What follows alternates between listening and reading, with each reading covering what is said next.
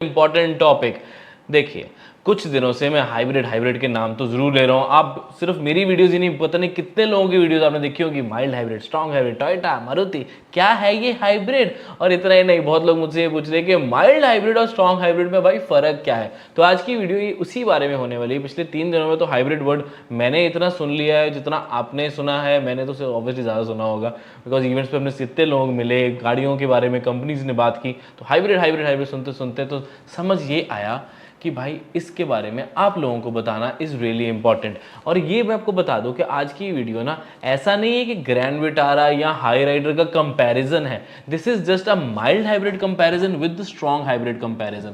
अब ये दोनों को कंपेयर किया जाएगा, दोनों में होता क्या है, और ऐसा नहीं है कि सेम है, बहुत ज़्यादा फर्क है। दोनों चाहे 1.5 लीटर इंजन के साथ आते हैं, लेकिन बहुत ज़्यादा फर्क है। तो वीडियो को अंत तक जरूर देख लें जानने के लिए कि माइल्ड हाइब्रिड क्या है और स्ट्रॉन्ग हाइब्रिड क्या है, और दोनों में कितना ज़्यादा फर्क आपको मिल जाता है, प्रोज एंड कॉन्स, डिफरेंस, सब कुछ पता लगेगा। चैनल को सब्सक्राइब जरूर कर लें इसी तरह के अमेजिंग वीडियोस के लिए, बिकॉज हमारी कोशिश होती है आप सबके लिए बेस्ट टू बेस्ट कंटेंट लेकर आना।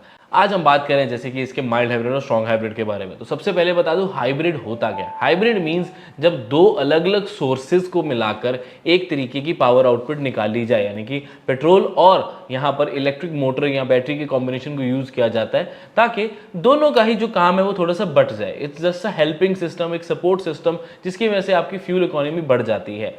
अगर आप पेट्रोल पे चला रहे हो, सपोज 20 kmpl की माइलेज, जो कि अभी हाई राइडर और ग्रैंड विटारा के केस में है 21 किलोमीटर की, उसमें आप अगर एक थोड़ी सी इलेक्ट्रिक मोटर ऐड कर देते हो तो फर्क आ जाता है। अब मैं आपको सिंपल सा एक कॉन्सेप्ट बताता हूँ।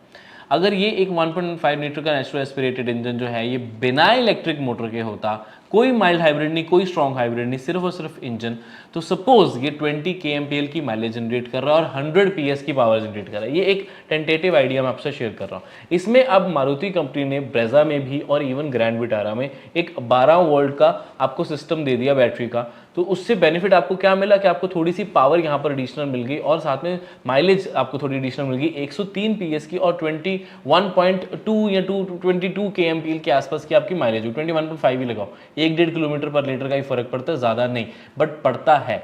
कॉस्ट में उतना ज़्यादा फर्क नहीं पड़ता, बिकॉज एक छोटी सी बैटरी है। और आपको फीचर्स में अगर बात करो तो रीजन वगैरह से क्या होता है कि उस बैटरी को अलग से आपको चार्ज नहीं करना पड़ता। जब गाड़ी चलती है तो वो बैटरी ऑटोमेटिकली चार्ज होती है, तो ये बेनिफिट आपको यहाँ पर मिल जाता है। तो ये तो हो गया एक तरीके का माइल्ड हाइब्रिड सिस्टम। इससे आपको पावर में तो उतना ज़्यादा कोई फर्क नहीं देखने को मिलता, लेकिन फ्यूल इकोनॉमी में 1 से 1.5% का फर्क पड़ेगा। प्लस जब इसमें इंजन स्टार्ट जनरेटर जो मिला जाता है, जो आइडल स्टार्ट स्टॉप फीचर वाला जो मिलता है कि अब रेड लाइट पे गाड़ी रुकी है, उसके बाद इंजन अपने आप ऑफ हो जाता है, फिर आपको सिर्फ क्लच पे पैर रखना है या ब्रेक्स पे से पैर हटाना है, उस टाइम पे ऑटोमेटिकली इंजन ऑन हो जाएगा। तो वो बहुत क्वाइटली, बहुत साइलेंटली होता है। तो उसका यही आपको बेनिफिट मिलता है कि रिफाइनमेंट और माइलेज थोड़ा सा फर्क, पावर में इतना कोई खास फर्क नहीं पड़ता माइल्ड हाइब्रिड सिस्टम में। लेकिन अगर हम इसके स्ट्रॉन्ग हाइब्रिड की बात करें, अब क्या होता है कि बहुत सारी ब्रांड्स, सिर्फ अभी मारुति और टोयोटा की, यहाँ मैं इंडियन मार्केट में बात नहीं कर रहा, इंटरनेशनल मार्केट में भी हर कंपनी, हर मैन्युफैक्चरर ट्राई करता है एक बेहतरीन बैलेंस ट्राई करने का, कि अगर हम बैटरी बढ़ा दें तो इकोनॉमी भी बढ़ जाएगी। ये जो फ्यूल इकोनॉमी है, बैटरी का साइज़ बढ़ा दिया, मोटर की पावर बढ़ा दी, तो उससे क्या है कि आपकी इकोनॉमी बढ़ जाती है। लेकिन उसके साथ एक और चीज़ पता है क्या बढ़ रही है? प्राइस भी इंक्रीज हो जाता है। तो ये बैलेंस बना के रखना बहुत जरूरी है कि प्राइस भी ज़्यादा इंक्रीज ना हो, माइलेज भी अच्छी खासी हो जाए। तो ये बैलेंस एक इंपॉर्टेंट फैक्टर यहाँ पर प्ले करता है। अब इन्होंने क्या चालाकी, एक अच्छी वाली चालाकी की है टोयोटा और मारुति ने मिलकर, कि दोनों ऑप्शंस दे दी कि अगर आप प्राइस थोड़ी ज़्यादा पे करके इकोनॉमी ज़्यादा चाहते हो, पावर ज़्यादा चाहते हो, तो स्ट्रॉन्ग हाइब्रिड ले लो। लेकिन अगर आप चाहते हो कि थोड़ी सी इकोनॉमी बढ़े लेकिन प्राइस भी ज़्यादा ना पे करना पड़े, सिर्फ आपका फ्यूल में पैसा सेव हो, तो माइल्ड हाइब्रिड ले लो। तो ये दोनों ऑप्शन इन्होंने प्रोवाइड कर दी। अब स्ट्रॉन्ग हाइब्रिड के केस में यहाँ पर आपको एक 177 वोल्ट की बैटरी प्रोवाइड करी, जहाँ पर 12 वॉट की थी माइल्ड हाइब्रिड में। तो ऑफकोर्स यहाँ पर देखो फर्क तो आ ही गया, पावर भी आपको थोड़ी सी इंक्रीज मिलेगी, और उसके साथ साथ आपको बेटर यहाँ पर मिल जाती है माइलेज। अब पावर का कितना फर्क आया? इंजन दोनों में, इंजन में काफ़ी फर्क है, इंजन सेम नहीं है। मैं सिर्फ ऐसे एक एग्जांपल के तौर पे ले रहा हूँ कि आपको 103 bhp मिल रही थी माइल्ड हाइब्रिड में, 100 bhp मिल रही थी विदाउट एनी हाइब्रिड सिस्टम, और 115 bhp मिल रही है इन द हाइब्रिड सिस्टम। लेकिन ये सिर्फ नंबर्स का खेल नहीं है, इसमें ये भी डिपेंड करता है कि आपको कब और कितनी टॉर्क मिल रही है। किसी भी इंजन को प्रॉपर पावर या टॉर्क देने में थोड़ा सा टाइम लगता है, आरपीएम पे आना पड़ता है। उसी को हम थोड़ा सा टर्बो, अगर चार्ज है तो टर्बो लैग बोलेंगे, अगर टर्बो चार्ज नहीं इंजन है तो तब भी आपको थोड़ा सा लैग तो पावर में देखने को मिलेगा ही। लेकिन इलेक्ट्रिक के साथ ऐसा नहीं होता। जब हम फुली इलेक्ट्रिक कार चलाते हैं तो उसमें इंस्टेंटली टॉर्क मिलती है। वैसे ही बेस्ट ऑफ बोथ वर्ल्ड्स वाली बात हो जाती है कि पेट्रोल का बेनिफिट और इलेक्ट्रिक का बेनिफिट आपको थोड़ी सी एक्सट्रेशन बेटर प्रोवाइड करता है। तो 115 bhp नंबर ज़्यादा नहीं लगता, लेकिन उसके कंपैरेटिवली ये पावर ज़्यादा देता है, जैसे कि आपको ग्रैंड विटारा और हाई राइडर में ऑप्शन जो है वो ऑफर की जाएगी।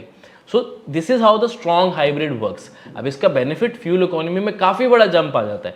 नॉन हाइब्रिड में 20, हाइब्रिड में 21.5 माइल्ड हाइब्रिड में, और स्ट्रॉन्ग हाइब्रिड में आपको 27 या 28 kmpl जितनी माइलेज भी मिल जाती है।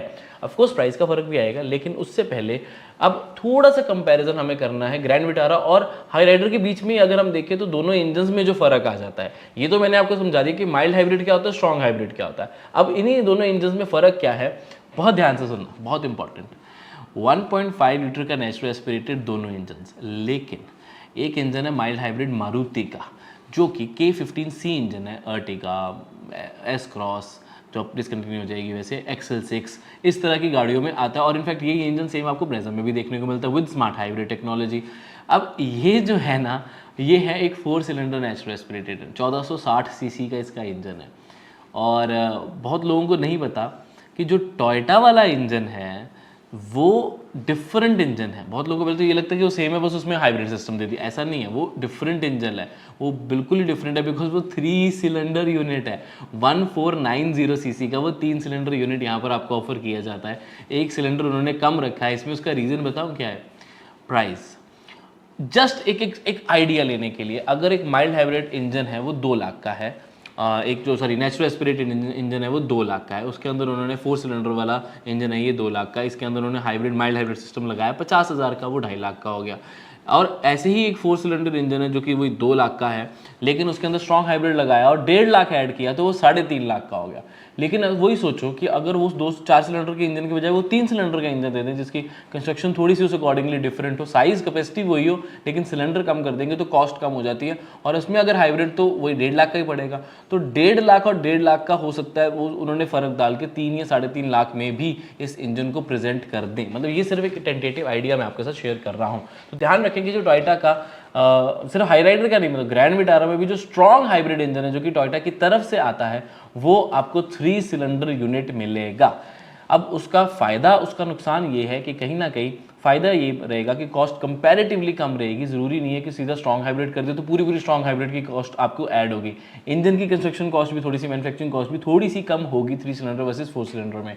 दूसरा आपको यहाँ पर बेनिफिट यहाँ पर मिल जाता है कि NVH लेवल्स जो है वो इलेक्ट्रिक मोटर या बैटरी की पावर की वजह से है, जो उसको टॉर्क देगा उसकी मदद से उसका जो NVH है वो कम तो हुआ है, लेकिन 3 सिलेंडर होने की वजह से वो थोड़ा बढ़ेगा भी। कंबशन की जो आवाज़ है वो थोड़ी बाहर तक आ सकती है। तो ये मेजर फर्क आ गया इन दोनों के बीच में। माइलेज की अगर यहाँ पर हम बात करें तो यहाँ पर मैं आपके लिए तीनों माइलेज लगा रहा हूँ, जो तीनों ही मतलब दोनों ही गाड़ियों में ऑफर की जाएगी। एक मैनुअल ट्रांसमिशन की, यहाँ पर लिख देता हूँ, automatic transmission 6 speed torque converter आता है, और जो इन्होंने हाइब्रिड सिस्टम के साथ ECVT दिया है दोनों ही गाड़ियों में, उसकी माइलेज 27.97, वो तो आप जानते ही हैं। और अब ये फर्क था माइल्ड हाइब्रिड और स्ट्रॉन्ग हाइब्रिड में। आई होप आपको मैं ज़्यादा कंफ्यूज ना करते हुए सारा कुछ समझा पाया हूँ यहाँ पर। आई नो ये ऐसा भी नहीं मैं बोल रहा कि सब कुछ मैंने आपको बता दिया, लेकिन अभी के टॉपिक के हिसाब से Grand Vitara, Hyryder, Indian market में जितनी गाड़ियाँ अवेलेबल हैं उसके हिसाब से मैंने आपको काफ़ी अच्छा एक आइडिया आई थिंक मैंने दे दिया। व्हाट डू यू थिंक, आपको कोई समझ आया है, मैं समझाने में रहा हूँ कि नहीं, मुझे ज़रूर बताना, नीचे कमेंट करके जरूर बताएं कि आपको माइल्ड हाइब्रिड और स्ट्रॉन्ग हाइब्रिड में कोई कन्फ्यूजन है तो पूछ सकते हैं, definitely I would love to answer. और अगर आप होंडा सिटी और होंडा सिटी हाइब्रिड का बीच का वो प्राइस गैप और वो सब देख रहे हो तो वो थोड़ा सा इसके कंपैरेटिवली डिफरेंट सिनेरियो है, उसमें और चीज़ें भी हैं, वो किसी और दिन हम डिस्कस करेंगे, काफ़ी लंबी ऑलरेडी वीडियो हो गई है। So this was everything regarding the mild hybrid versus strong hybrid technology. I hope आपको स्ट्रॉन्ग हाइब्रिड का एक्जैक्ट मतलब जो है वो समझ आ गया होगा, मैं समझाने में रहा हूँ, मतलब आप तो ऑब्वियसली समझ जाएंगे, मेरे ऊपर डिपेंड करता है ये। So this was everything, I hope you like this video. Like जरूर करें, शेयर जरूर करें, कमेंट करें और सब्सक्राइब कर ले चैनल को इस तरह के अमेजिंग कंटेंट के लिए। Now I will see you in the next video, until then drive safe and take care, bye bye.